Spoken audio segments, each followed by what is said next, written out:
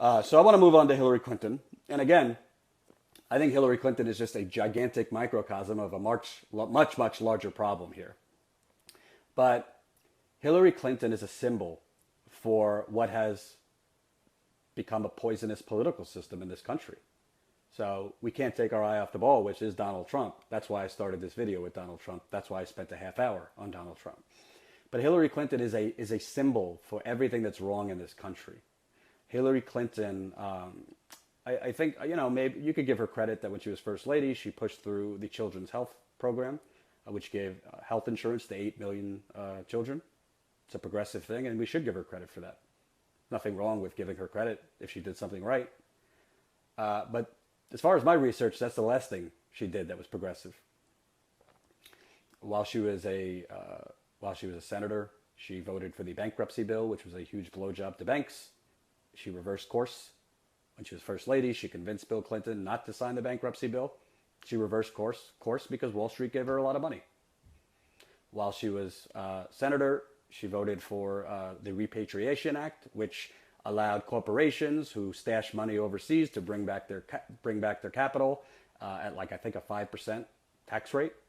And there was going to be an explosion in jobs. Shocker, there were no jobs, just kickbacks to shareholders. We all know about the Iraq War. I don't need to get into that. It's been litigated and relitigated. I mean, she voted to extend the Bush tax cuts. As First Lady, you could say she wasn't president, but you know what?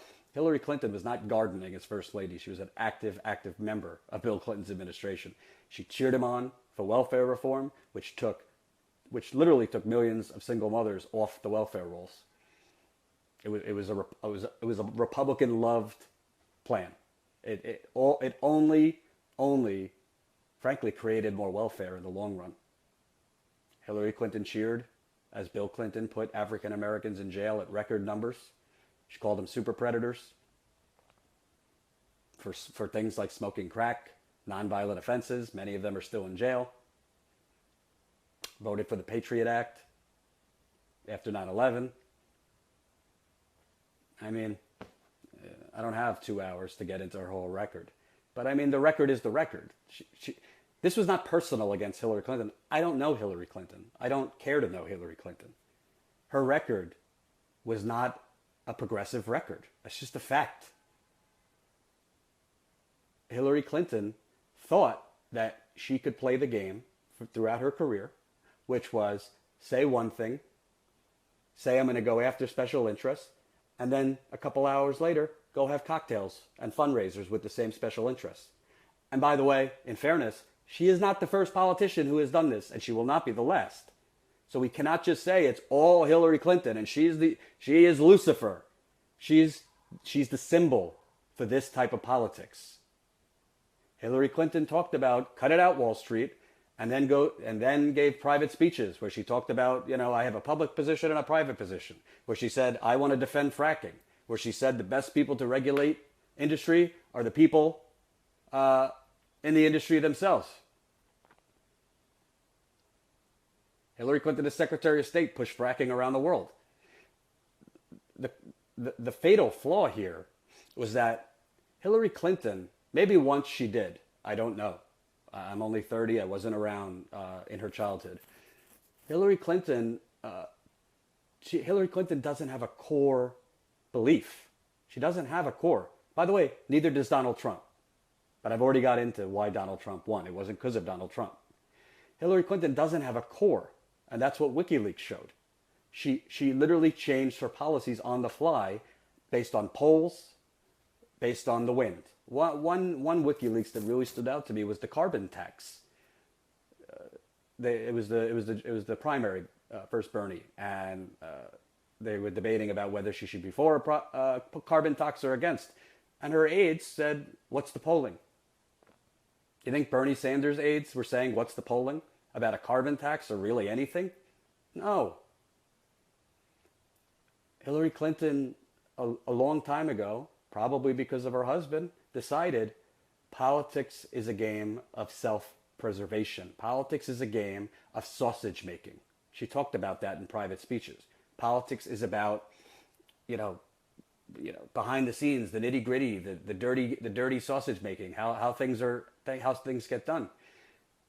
And people are sick and tired of it because that kind of privacy, that kind of what I view as conning the American people woke up that that's what has been going on, and that's why their wages have been cut in half. Hillary Clinton is also an embodiment of the revolving door, right? So the banks, the corporations, the lobbyists, now we know the media from the WikiLeaks. She's an embodiment of that revolving door because they're all in bed together. It's not a coincidence, folks, that income inequality, you look at this chart, right? This chart where income started funneling upwards towards the top 1%. It started in 1981 when Ronald Reagan became president. And the corporate Democrats did nothing to fight it because they were complicit in it. Hillary Clinton and Bill Clinton were a part of that. How can you fight against these interests if you're in bed with these interests? This is what Bernie Sanders ran his campaign on. You cannot fight interests that you are in bed with. It's like me saying I'm a progressive journalist and then going to have lunch at the Chamber of Commerce. People are smarter than that.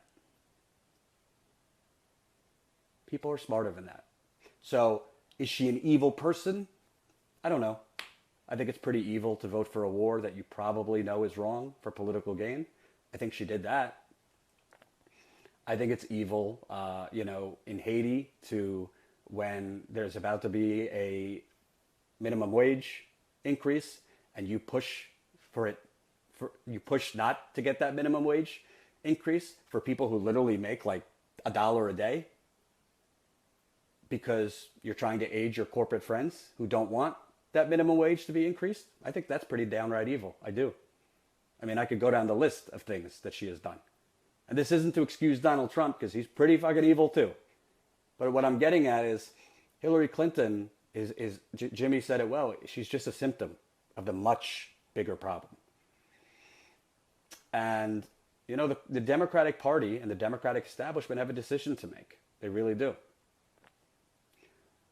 You look for a boogeyman. You look for who to blame for her defeat. You blame Bernie Sanders. You blame Bernie Sanders voters. You blame turnout. You blame James Comey and the FBI for screwing her momentum. I got that from some Hillary Clinton supporters last night. You could go on, blame the weather, blame whatever you want. Or you look in the mirror and realize, wow, we did things the way we always do things, and we got fucking crushed by a fascist. Maybe it's time we stop having fundraisers with banks, and we start having fundraisers and meetings with millennials and middle-aged to older Americans who are tired of this shit. Maybe it's time that we run on moral principle because, wow, Bernie did that and look what he got. Maybe it's time we try to represent people and not plutocrats. Whether they will do this or not, the jury is out. But that is what I would recommend. I don't see how any objective, and I don't expect them to make this decision now. I mean, the wound is way too fresh.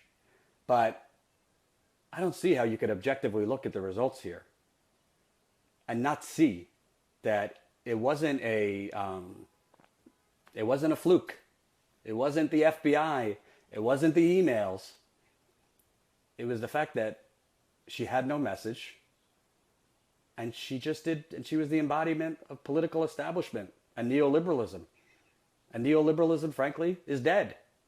I don't know how, I don't see, with the demographics of this country, with an awoken younger generation, thanks to Bernie Sanders, thanks to Jill Stein, thanks to the Young Turks, I don't see, with millions of more Latinos voting every 4 years, millions of more young African Americans voting every 4 years, millions of more young LGBT voting every 4 years, thousands, if not millions, of more young Muslims voting I don't see if you have a progressive candidate run how we could lose.